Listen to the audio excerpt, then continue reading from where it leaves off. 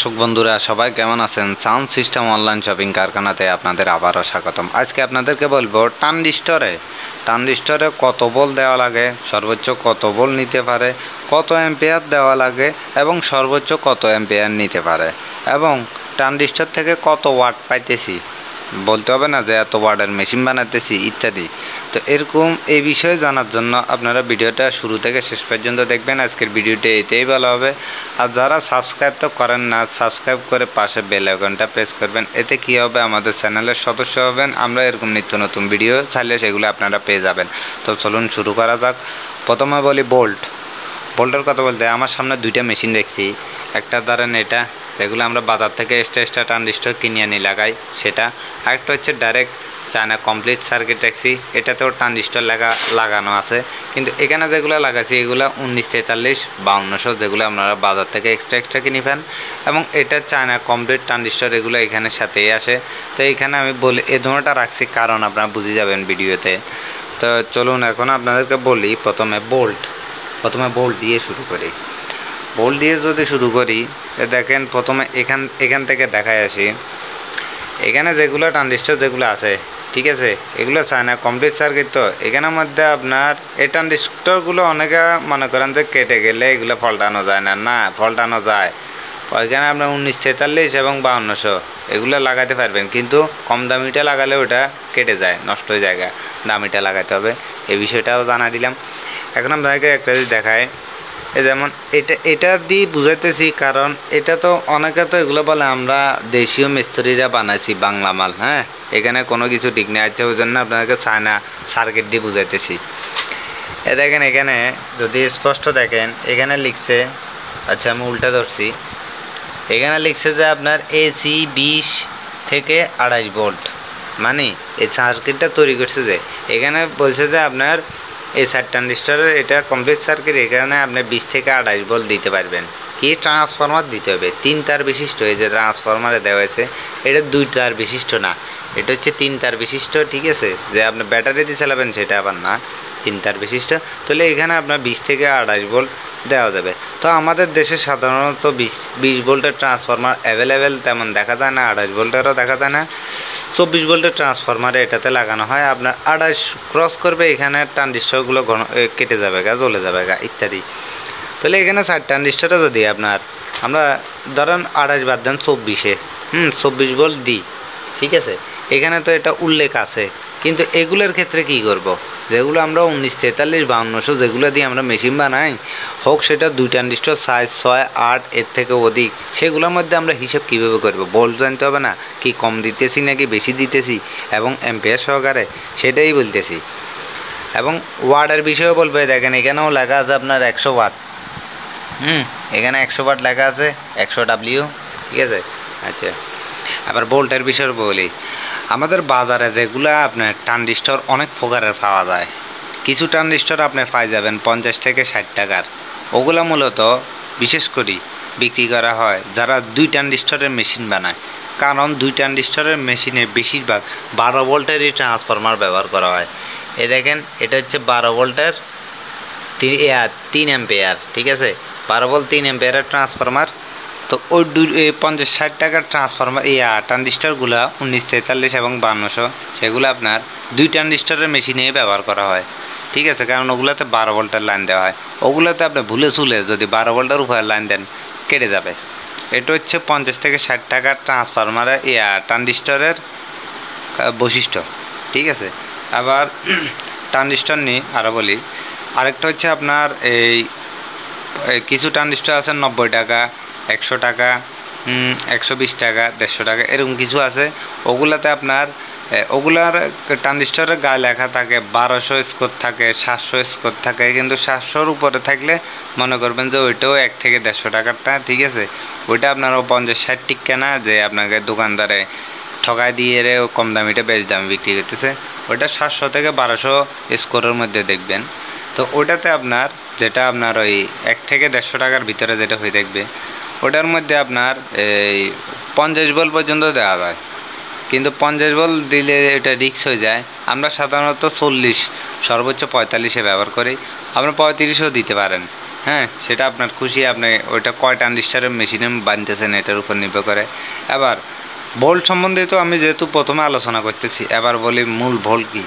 আপনি 50-60 যেটা ওইটাতে তো 12 ভোল্ট দিছেন, কিন্তু 1 থেকে 150 টাকার ওটাতে তো আমি বললাম 50 সর্বোচ্চ লিমিটের কমে দিই, ঠিক আছে।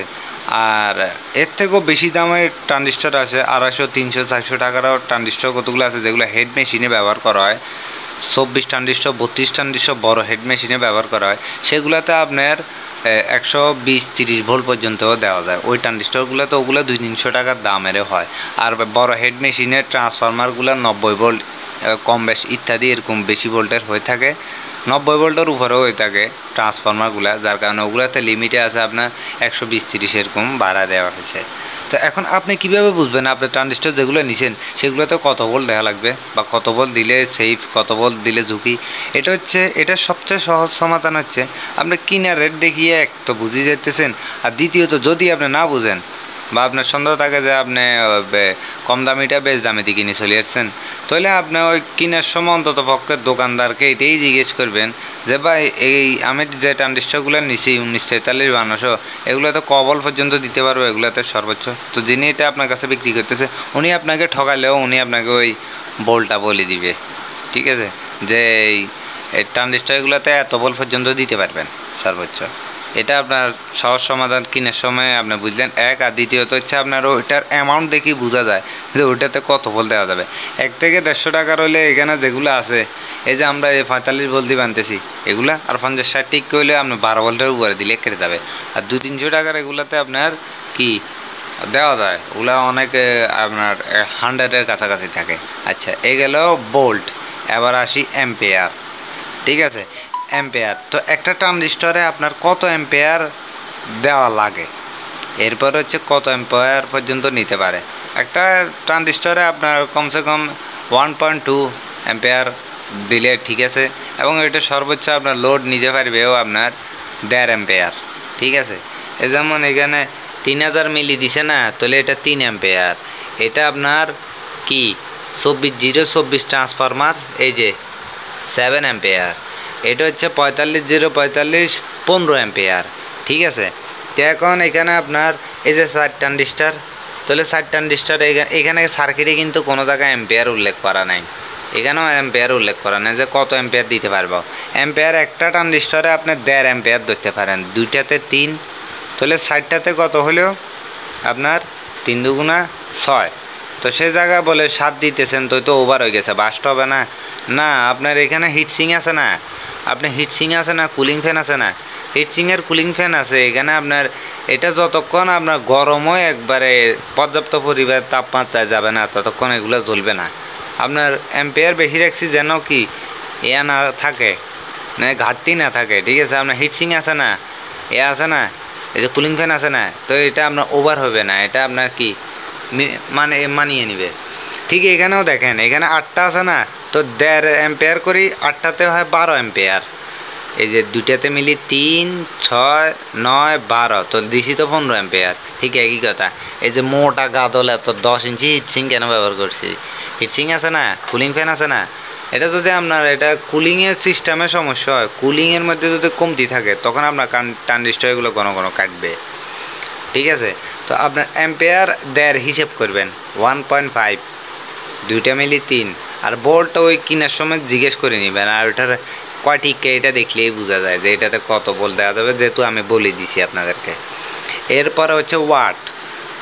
সাধারণত ইউটিউবে এরকম অনেক ভিডিও পেয়ে যাবেন, যেখানে বেশিরভাগ ইউটিউবারে যারা এগুলো নিয়ে ভিডিও ছাড়ে তারা উল্লেখ করছে যে আপনার একটা ট্রানজিস্টর থেকে 50 ওয়াট পাওয়া যায়। তাহলে 1943 একটা দিত, আর হয় না, মেশিন হয় না 5200, 2টা মিলে 100 ওয়াট পাইছি। আসলে এরকম ক্যালকুলেশন করি আপনি 100 ওয়াট মেশিন হয়েছে 2 ট্রানজিস্টরের, এবং স্পিকারটা হচ্ছে 100 ওয়াট বরাবর বানাইছি না। এরকম মেশিন মানে কি ক্যালকুলেশন করে অনেক সময় মিলে না কেন, আপনারও 50 পার্ট আপনি হিসাব করছেন, কিন্তু আপনার প্রপার ক্যালকুলেশন কি ঠিক আছে সেটা দেখতে হবে না। প্রপার ক্যালকুলেশন যদি ঠিক না থাকে, তো আপনি ওখানে 50 পার্ট পাইতেছেন না প্রতি ট্রানজিস্টর থেকে। হয়তো দেখা গেল আপনার ট্রান্সফরমার ভোল্টেজ কম বা অ্যাম্পিয়ার কম, আপনি 50 পার্ট একটা ট্রানজিস্টর থেকে 2টা থেকে 100 পাইতেছেন না, ঠিক আছে। তো আমরা প্রপার ক্যালকুলেশন ঠিক হইতে হবে, আর প্রপার ক্যালকুলেশন ঠিক না থাকলে আপনি 50 পাবেন না, এর কমেও পাবেন না। এবং এখানে আপনার মনে করেন কি প্রপার ক্যালকুলেশন ভালো থাকলে আমার 50 থেকে অনেক সময় বেশিও পাওয়া যায়। ঠিক আছে। আর এইখানে এটাতে 100 ওয়াট লিখছে যে এখানে 4 ট্রানজিস্টার, এখানে ট্রানজিস্টারগুলো এগুলোর মতন না।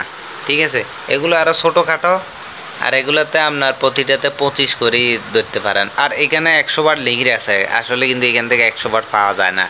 ঠিক আছে, এগুলো 25 করি, এটাতে 100 ধরা মানে মিলেছি আরই, কিন্তু এখান থেকে 100 ওয়াটও না, এগুলোতে 25 করেও নাই, আরও কম কম আছে। ঠিক আছে, কিন্তু এই ট্রানজিস্টরগুলোর থেকে এগুলার আরও কি পাওয়ার, কারণ এগুলো তো ভোল্টও দিতে পারতেছি 35 অ্যাম্পিয়ারও বেশি দিতে পারতেছি, ওখানে আমি কাস্টমাইজ করতে পারতেছি না, এখানে কাস্টমাইজ করতে পারতেছি। আশা করি আপনি ধারণা পাইছেন। তো আপনারা কোন ধরনের ভিডিও দেখতে চান, আশা করি আপনারা ওয়াট অ্যাম্পিয়ার এবং এই ভোল্ট অ্যাম্পিয়ার এবং ওয়াট সম্বন্ধে আপনাদের ধারণা গেছে। ক ট্রানজিস্টর মেশিন বানবেন, কত ওয়াট পাইবেন, কত ভোল্ট দেওয়া লাগবে। ঠিক আছে, এগুলা আশা করি আপনারা ধারণা পাই গেছেন। তো ভিডিওটি ভালো লাগলে একটি লাইক দিবেন, আর যারা চ্যানেলটি সাবস্ক্রাইব করেন নাই তারা সাবস্ক্রাইব করে পাশে বেল আইকনটা প্রেস করে দিবেন। ধন্যবাদ।